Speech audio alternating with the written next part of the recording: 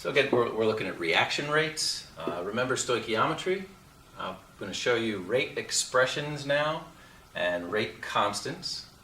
Rate constant is this lowercase k, and I just want to point out that the unit of k is different depending on the order of the reaction, and we'll get to order of reaction.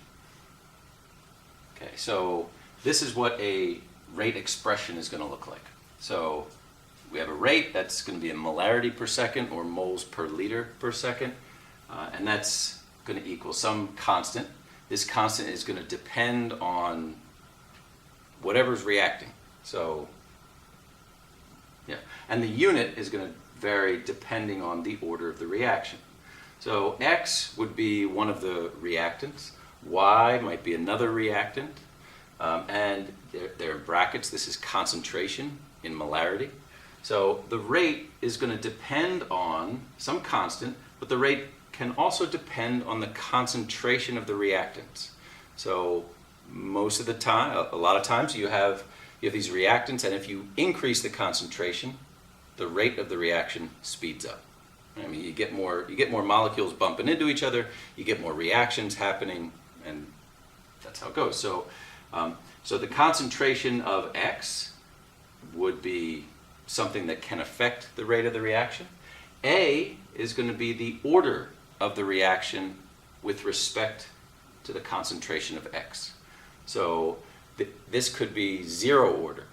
Zero order would mean the concentration doesn't affect it at all, right? If it was concentration to the zero, this is going to be a 1, right? It's going to cancel out. It could be first order, right? A could be first order. So if it was first order, then whatever the concentration is here, right? If you double the concentration, it's to the first power, you would double the rate. If you quadruple the concentration, 4 to the first power, you quadruple the rate, and so on. Sometimes it is second order. Sometimes a reaction will be second order with respect to a reactant. That would mean that if we doubled the concentration, squared would be 4. So if we double the concentration of something, that the rate would quadruple. So that's just some terms. So A is order of reaction with respect to X. B is order of reaction with respect to Y. And then A plus B is the overall order of reaction. So if A was 1 and B was 1, the overall order of the reaction would be 2, the second order reaction. So the unit for this is molarity. If it's to the first power, it's molarity to the first. If it's squared, it's molarity squared, and so on, right? Same thing here. So your K unit is going to vary depending on the order of the reaction, the overall order of the reaction. Your rate unit has to be molarity per second. So if the overall order of the reaction were 0, that would mean that the rate of the reaction doesn't depend on the concentration of anything. It just goes according to some constant. And so in that case, the K unit is molarity per second. I wrote it as S to the minus 1, but that's the same thing as this. Right? If we have nothing else there, then K unit has to be the same as the rate unit. If the overall order is first, then molarity is already there in the numerator, so the K unit is S to the minus 1.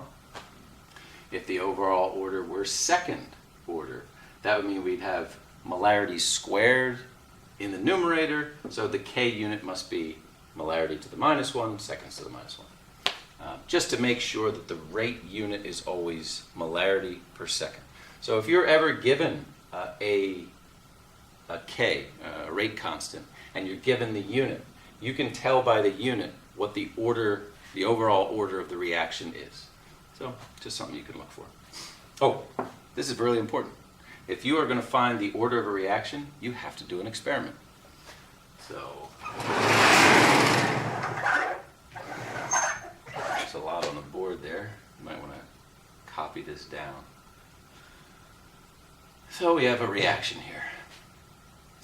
We have 6 iodide ions reacting with a bromate ion and 6 hydronium ions forming 3 iodine molecules and a bromide ion and 3 water molecules. All right, so we've got this reaction, and we have actually 3 reactants. And we might ask ourselves, well, okay, what is the rate law for this reaction? The rate law is your rate expression. So down here, I wrote kind of a rough sketch. It's like, okay, we've got this. This is what our rate law is going to look like. The rate is going to be equal to some constant times the concentration of iodide to some power, whatever order it is. There's another reactant to some power, and concentration of H plus to some power.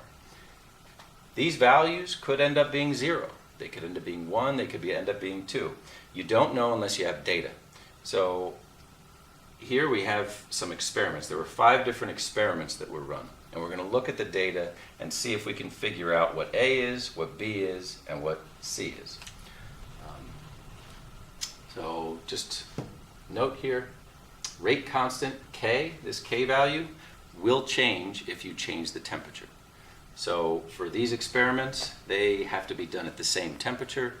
They are when you're given a set of data like this. So just make a note of that. We're going to look at these initial rates. And we're going to look at these changing concentrations to try and figure out the order with respect to each reactant. So first let's compare reaction mixtures 1 and 2. So 1 and 2, we can see that the bromate was held constant. The hydronium was held constant. So they only varied the iodide, and we found that the rate did change. Okay, so if the rate changes, that tells you that the concentration of iodide has an effect on the rate. That means that is not 0. So what we want to do is we want to look at the ratio of one rate to the other. We can see this is 1.78 times 10 to the negative 4. Right, it's going to be 17.8 times 10 to the negative 5th. You could pretty easily see that it's doubled. The rate doubled. Down here I wrote it all out.